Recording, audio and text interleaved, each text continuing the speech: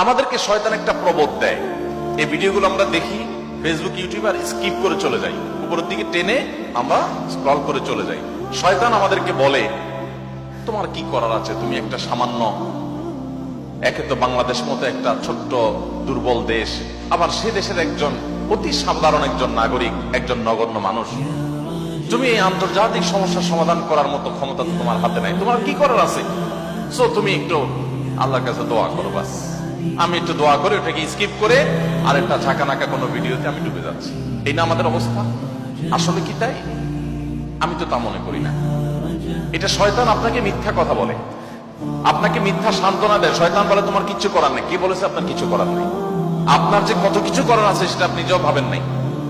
আল্লাহ তাআলা আপনাকে জিজ্ঞাসা করবেন না তুমি সেখানে সামরিক শক্তি কেন পাঠাও না, কারণ সামরিক শক্তি আপনার হাতে নাই। আল্লাহ আপনাকে এটা জিজ্ঞেস করবেন না।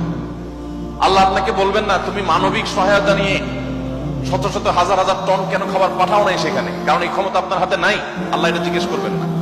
আল্লাহ জিজ্ঞাসা করবেন তোমার হাতে একটা ইহুদি পণ্য তোমার বাসায়, তোমার টয়লেটে, তোমার বেডরুমে, তোমার প্রত্যেকটা জায়গা, কখনো সাবানের নামে, কখনো শ্যাম্পুর নামে, কখনো লোশনের নামে, কখনো চকলেটের নামে, কখনো ড্রিঙ্কসের নামে, কখনো রেস্টুরেন্টের ফাস্টফুডের নামে, তোমার বাসার প্রতিটা কক্ষে কক্ষে, প্রতিটা টয়লেটে তাদের পণ্যগুলো শোভা পেয়েছে। এই পণ্য বেচা টাকা দিয়ে তারা বোমা হামলা করে মানুষ মেরেছে। তুমি শুধুমাত্র তাদের প্রতি সিম্পেথি দেখাতে পারতে, সেটা তো দূরের কথা, উল্টো বরং তুমি সেই বোমা হামলার সঙ্গে জড়িত।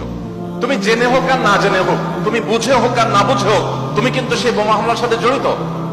প্রতিদিন তুমি চাঁদা দিচ্ছ ফিলিস্তিনের মানুষকে হত্যা করবার জন্য। আল্লাহ এই কথা বলবেন? এই কথা বলার যথেষ্ট সুযোগ আছে। প্রতিদিন আপনি চাঁদা দিচ্ছেন।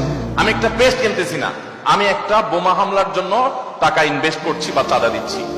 প্রতিদিন বাংলাদেশের প্রত্যেকটা মানুষের কাছ থেকে, প্রতিটা মানুষের ঘর থেকে ওরা চাঁদা তুলে নিয়ে যাচ্ছে। আপনি মনে করছেন মুদি দোকানে গিয়ে আমি মালামাল কিনে আনছি। আল্লাহর কসম করে বলছি এটা মালামাল কেনা না। এটা আপনি দেখছেন মালামাল কেনা, আমি এটাকে মালামাল কেনা দেখছি না।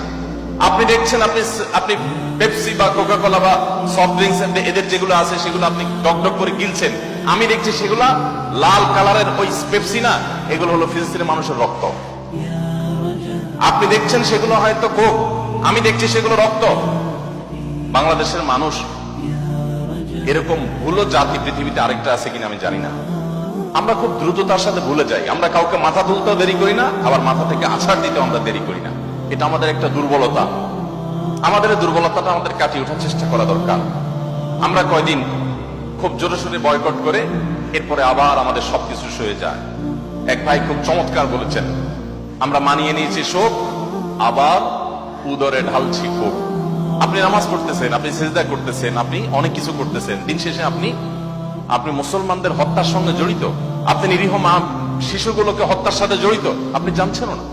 আমরা মুসলমানরা যদি শুধুমাত্র তাদের পণ্যগুলো বয়কটটা যদি যথাযথভাবে করতে পারি, তাহলে তারা অন্তত 50% এমনিতেই সাইজ হয়ে যাবে। আমি তো মনে করি যে এই প্রেক্ষাপটে, এই বাস্তবতায়, ফিলিস্তিনের এই বাস্তবতা অন্তত আপনারা যদি প্রত্যেকে আন্তরিক হন এবং সচেষ্ট হন, তাহলে সেক্ষেত্রে আপনারা বাণিজ্যিক ভাবেও লাভবান হতে পারেন, কিন্তু সেটা মূল উদ্দেশ্য থাকবে না। আপনারা মূলত দিনই চেতনা থেকে এই কাজটি করবেন। আল্লাহ তাআলা আমাদের সবাইকে আমাদের যে দায়িত্বটুকু আছে সেই দায়িত্বটুকু আদায় করার তৌফিক দান করেন।